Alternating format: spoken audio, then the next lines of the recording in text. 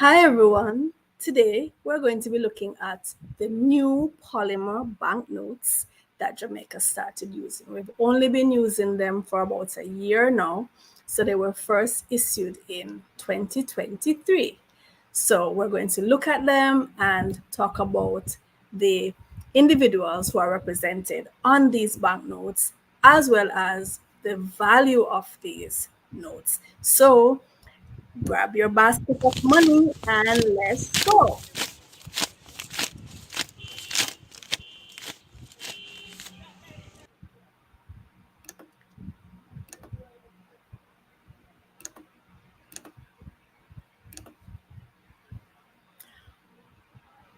All right, so we're going to be looking at the different types of denominations used in our Jamaican currency. So this is all about knowing your new Jamaican money and its value.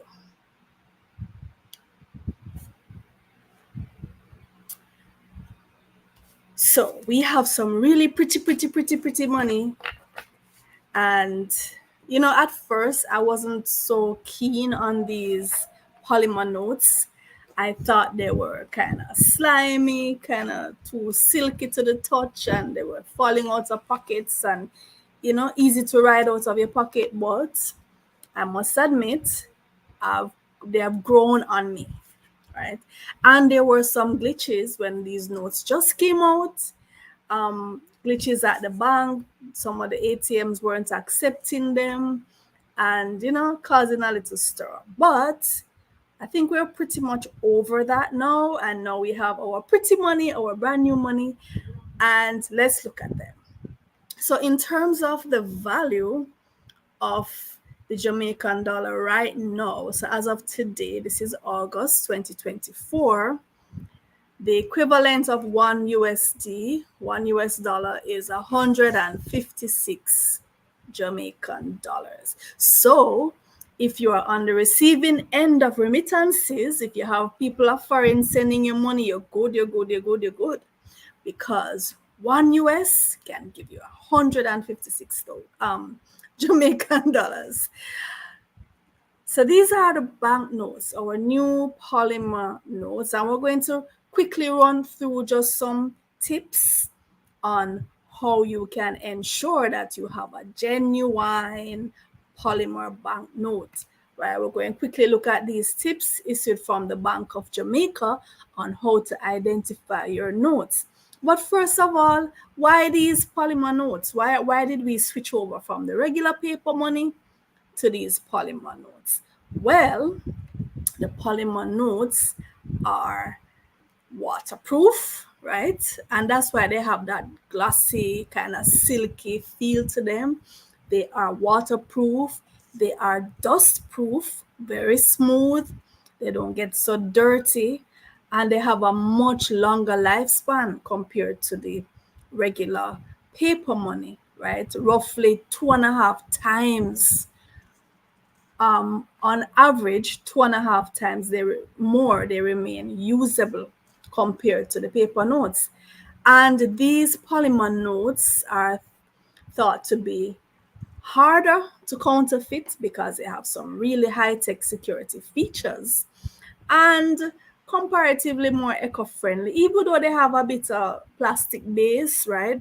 But generally speaking, they're considered to be more eco-friendly because they last much longer, and so you don't have to keep replacing them.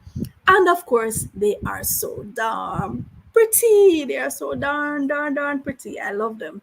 So here are some ways that you can tell. According to the Bank of Jamaica, you can feel the notes, run your fingers over the right hand corner of the back of the note to feel the raised dots. And these are specifically here for those who are visually impaired, but everybody can use it, right?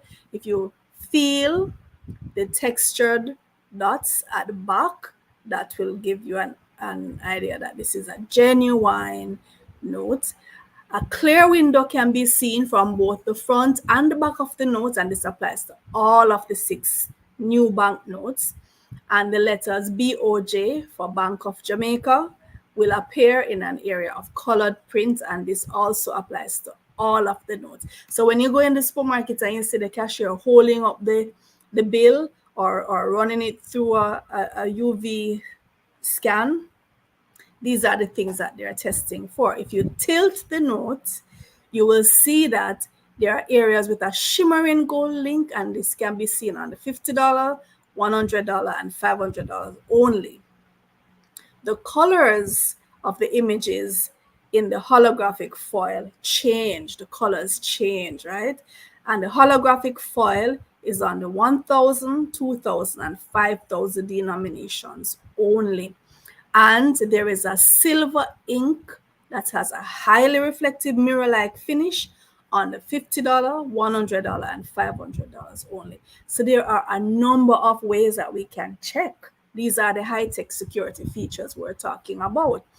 And of course, even more high-tech, you can use an ultraviolet light, run the bills through it, and you will see some areas of the note glow in 2 colors, and this applies to all of the notes.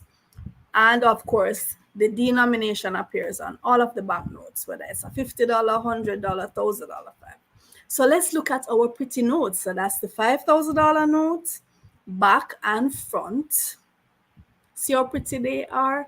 2,000. So the 5,000 was our latest denomination added to our arsenal. And here we have the $2,000 note, back and front.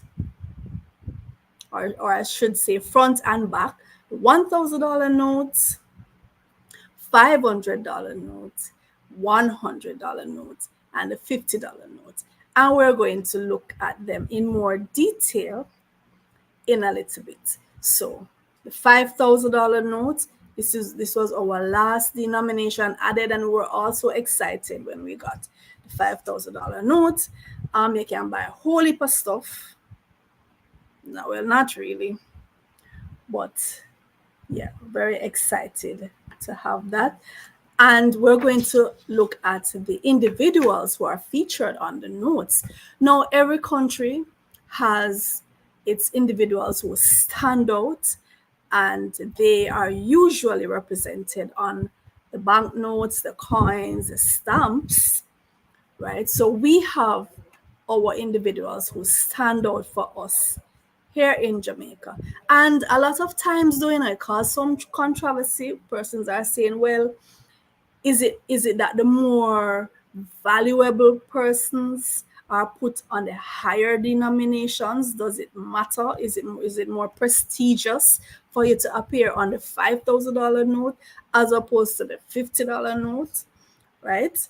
I remember when the $500 note came out and it had our only heroine, Nanny of the Maroons, and a lot of persons were up in arms, saying Nanny should be on a bigger note, or Marcus Garvey, in my opinion, if that is the case, should have been on a bigger note. But does it matter? Let me know what you think. Does it matter whose face appears on which of the denomination of the notes?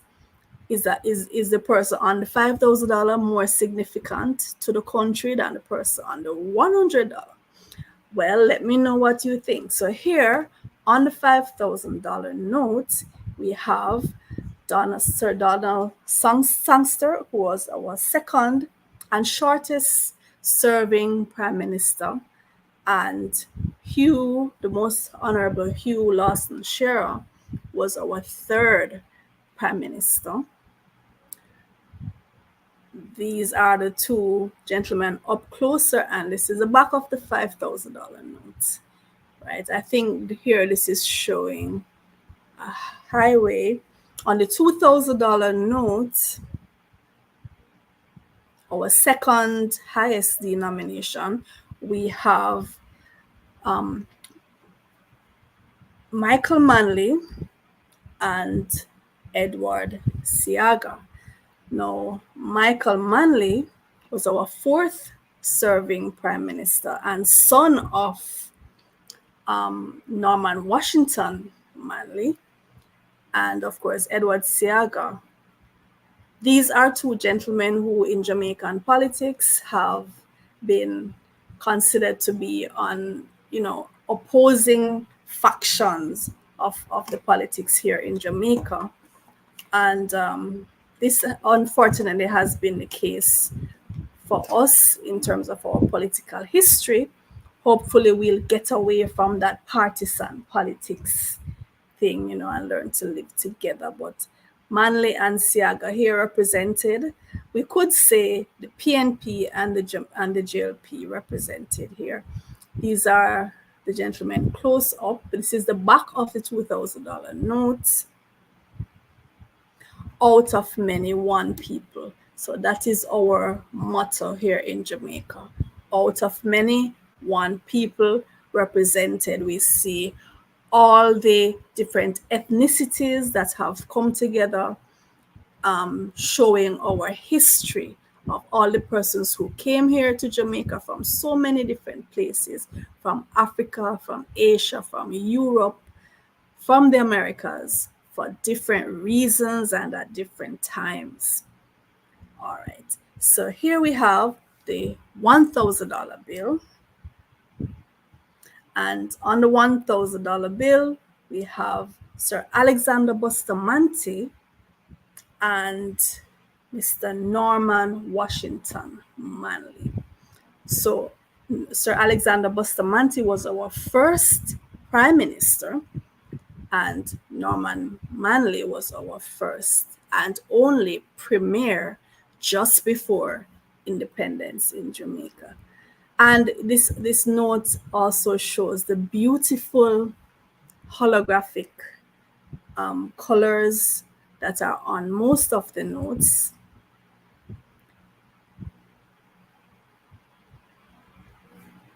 On the $500 bill, we have our only heroine, Nanny of the Maroons, and we also have Samuel Sharp, who we affectionately call Sam Sharp. Very important persons in our history who have fought for us. And I'm going to be doing another video that delves more deeply into the contribution of these individuals who we have represented on our banknotes. It's so important for us to know the history of our country and why we have these folks' faces on our notes. On the $100 bill, we have Marcus Mosiah Garvey, one of the founding members of the Universal Negro Improvement Association, the UNIA, who organized the greatest assembly of Blacks, certainly in modern times. And Garvey preached about self-reliance and,